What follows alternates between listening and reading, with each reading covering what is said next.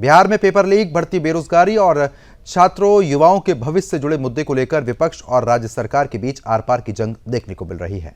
बिहार विधानसभा में नेता प्रतिपक्ष और आरजेडी के वरिष्ठ नेता तेजस्वी यादव के नेतृत्व में पार्टी कार्यकर्ताओं ने राज्य की एनडीए सरकार के खिलाफ एक विशाल राजभवन मार्च निकाला।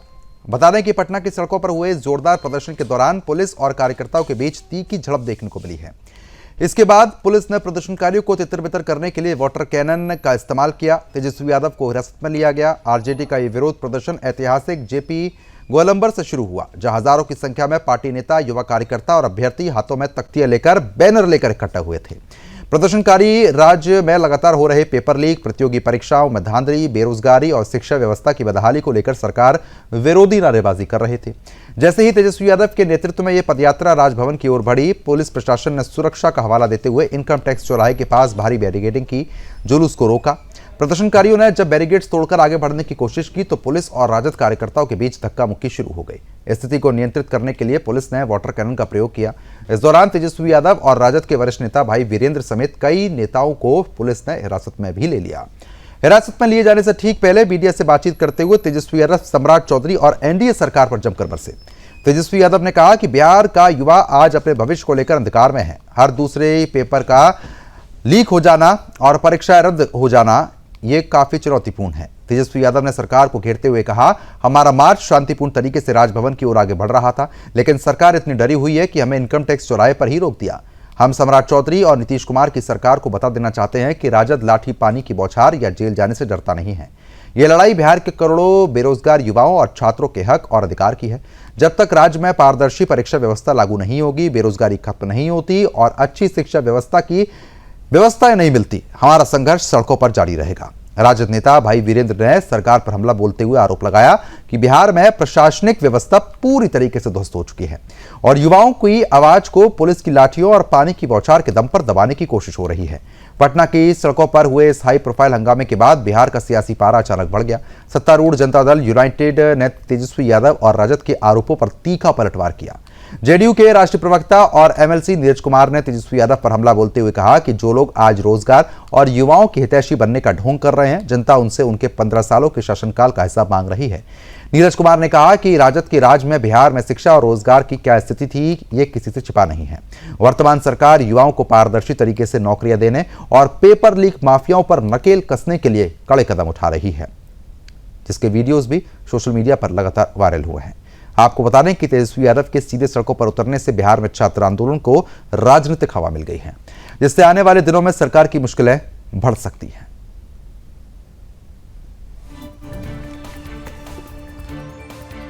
जनता साथ है, जनता का साथ है तो किसी चीज का डर नहीं है। तेजस्वी जनता साथ है, जनता का साथ है तो किसी चीज का डर नहीं है। तेजस्वी जनता साथ है, जनता का साथ है तो किसी चीज का डर नहीं है। तेजस्वी इसलिए छात्र और नौजवान अपने भविष्य की चिंता कर रहे हैं, इसलिए रोड पर निकल रहे हैं। लोग तिरंगा लिए हैं, इसलिए देशभक्त लोग कई तरह का सवाल उठाते हैं। जो लोग देशभक्त नहीं है वही हम लोग पर सवाल उठाते हैं, तो हम उसको बताना चाहते हैं, देखिए मैं हाड़ा पहनकर आया हूँ, राजद वाला हूँ और ये झंडा है राष्ट्रीय, जो भारतीय स्वतंत्रता का ये याद दिलाता है। ये तिरंगा लेकर आज हम लोग आए हैं और हरा कपड़ा भी पहनकर मैं आया हूँ। ये दोनों है हमारे पास, इसलिए लालटेन है दिल में, हाथ में राष्ट्र। इस खबर पर अपडेट देने के लिए बिहार ब्यूरो चीफ प्रेम कश्यप हमारे साथ जुड़ चुके हैं। प्रेम, जिस तरीके से छात्र अपनी मांगों को लेकर सड़कों पर उतरे हुए हैं और साथ ही साथ तेजस्वी यादव भी सड़कों पर उतर आए हैं और कह रहे हैं कि जनता का जिसको साथ है उसको किसी चीज का डर नहीं है।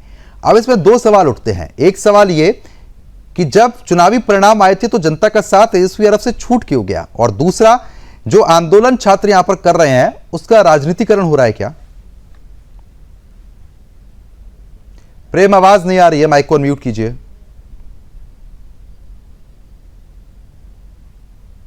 माइक को अनम्यूट कीजिए। जी जी जी। आज देखिए जो आपने सवाल किया उसमें खुद जवाब शामिल है प्रजुमन। आज देखिए लीग प्रोटेस्ट के दौरान बिहार में जो पुलिस का कार्रवाई हुई थी उसके खिलाफ तेजस्वी यादव ने राजभवन मार्च का ऐलान किया था, जिसके समर्थन में तमाम राजद के नेता नजर आए। कुछ छात्रों का भी समर्थन मिला, क्योंकि कल ही हमने इस बात पर चर्चा की है कि पटना के अंदर छात्रों का एक जो हुजूम है वो गर्दनी बाग में तो आंदोलन के लिए यानी कि धरने पर बैठा है। तो उन छात्रों का समर्थन मिला, जिसके बाद राजभवन मार्च के लिए जो है पूरी राजद की टीम और कुछ छात्र निकले, जिसके बाद पुलिस ने कार्रवाई करते हुए वाटर कैनन भी चलाए। तो आज पटना का सड़क पूरी तरीके से रस में रहा। न सिर्फ वाटर कैनन चलाया गया, बल्कि तेजस्वी यादव को भी हिरासत में लिया गया है। साथ में मीसा भारती थी, उनकी जो बहन है, उनको भी हिरासत में लिया गया है। इस बात की पुष्टि कार्तिकेय शर्मा जो पटना सिटी के एसएसपी, उन्होंने इसकी पुष्टि भी कर दी है हिरासत में लिए जाने की।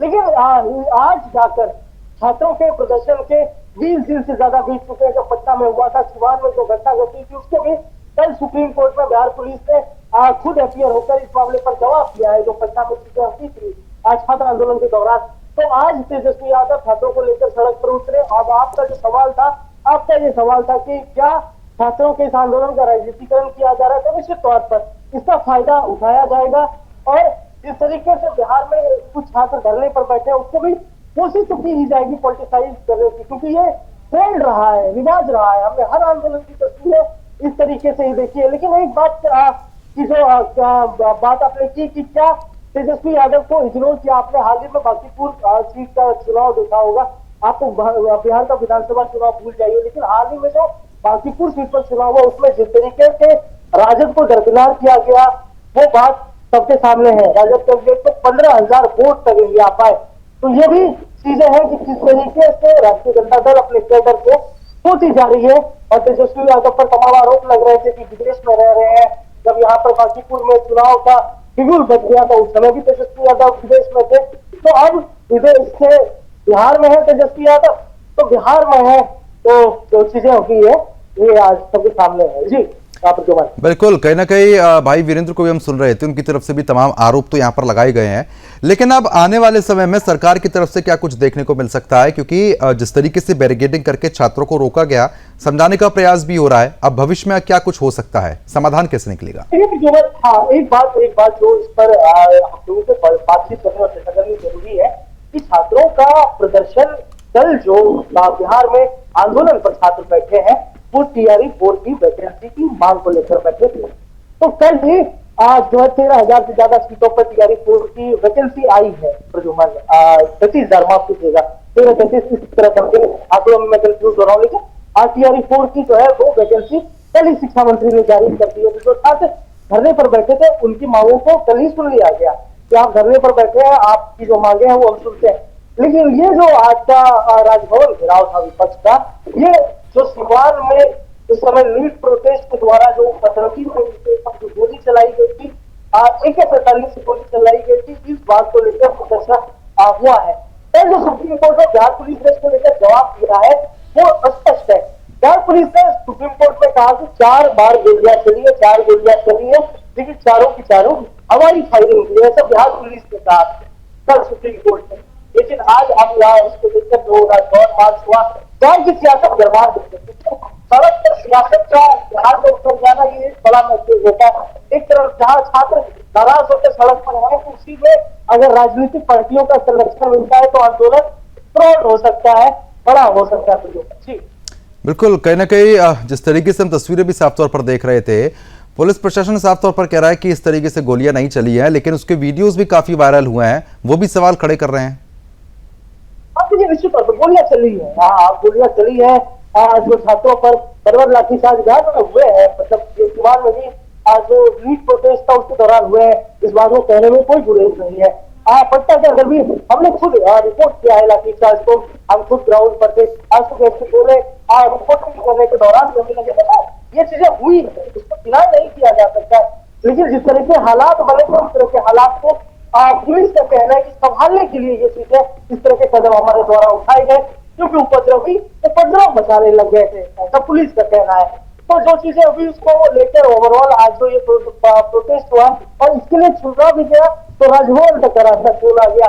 और मैं आपको बताऊं कि राजभवन का जो रास्ता है वो मुख्यमंत्री आवास होते हुए जाता है। तो एक अड़े मार्ग है और राजभवन की दूरी है, वो ज्यादा दूरी नहीं है, 5 की दूरी। लेकिन पुलिस प्रशासन ने वहां तक कार्यकर्ताओं को पहुंचने नहीं दिया बैरिकेड तोड़कर जो राजद के कार्यकर्ता थे वो घुसने की कोशिश कर रहे थे, लेकिन पुलिस प्रशासन उनको जो यहाँ का राजनीतिक दायरा माना जाता है उसको क्रॉस करने नहीं किया। तो राजनीतिक गलियारे में जो मार्च की एंट्री हो जाए तो उनको कुछ जगहों पर वाटर कैनन का इस्तेमाल करके रोके गए, तो कुछ जगह थोड़ा बहुत बल प्रयोग किया गया। इसमें यही बड़ी खबर है प्रजुमन की तेजस्वी यादव को, मीसा भारती को हिरासत में लिया गया है। राजद दफ्तर पुलिस पहुंची थी जहां पर से राजद दफ्तर से ही उन्हें हिरासत में लिया गया। जी चलो ठीक है।